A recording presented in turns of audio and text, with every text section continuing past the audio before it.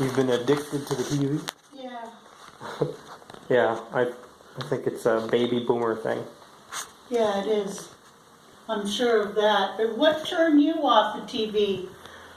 Well, after I moved out of the house, from living in your place, I decided I don't want to watch television. The first time I ever thought about it was when I moved out of your place.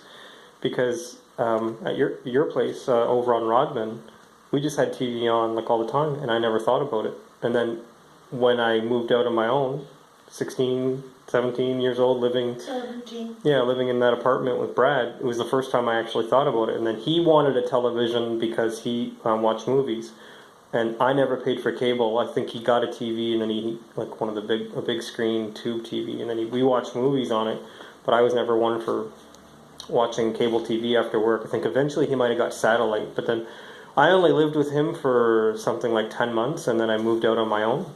Yeah. And when I moved out on my own was, again, the second time I really had that choice of thinking about whether or not I was going to watch television. And in moving out, I decided I don't want to watch TV. I don't watch it. I would go home and I read books, or I would play music. And then from that place, I moved out again and made that decision again. When you're moving, you think about it. And living in whatever places I moved to after that, I never thought about it. And then, I never thought about getting a TV.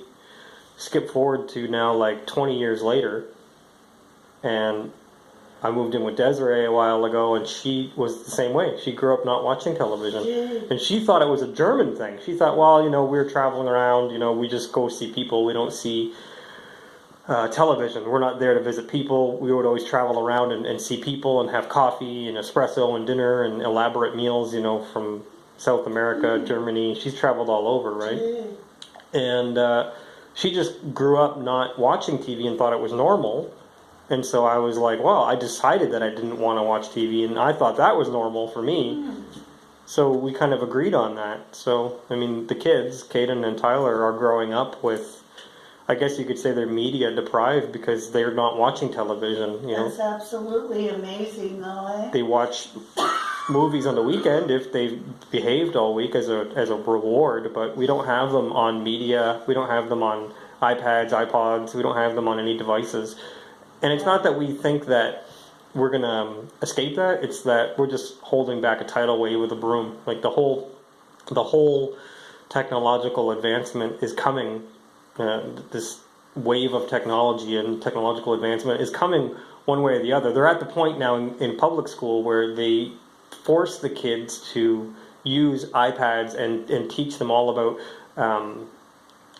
different, like they have science classes and different classes where you have to do your homework on iPads in as early as grade 2, grade 3. And I see it all the time in school, so there's no escaping it. We know that, but just like I said, we're holding back a tidal wave with a broom and just trying to give them an organic childhood as we can. So, I'm on my phone with work and personal all the time, and technology is kind of a good thing in the sense that I can keep in touch with Desiree and my work and people that I care about. But I think there's a difference between watching a program or watching a movie that you want to watch, or a piece of art, watching an actual piece of art like a movie, like Doctor Strange or this recent Ready Player One. Some movies that you go see are like cinematic works of art.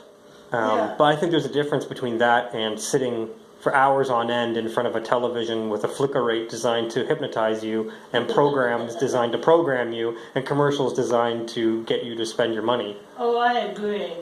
But I watch the Food Network. Yeah, your generation, the baby boomers, you grew up listening, or your parents grew up listening to radio, and then the advent of television was like this amazing thing. So here you are now getting in your 60s and 70s, and you guys just can't shake it.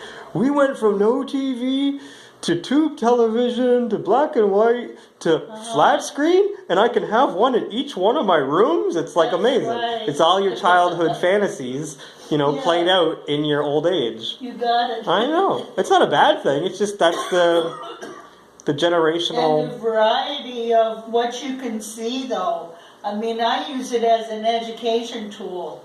Yeah, there you go. Or a miseducation tool, because you never know with fake news what they're Oh, yeah, I was what gonna say. they're misinforming you. The funny thing is, news organizations don't have any obligation to tell the 100% truth. You can't use a news program clipping in a court of law because it's not. There's no obligation. They're under no compulsion to tell the truth to anybody. It's entertainment television. You know what I mean? Yeah.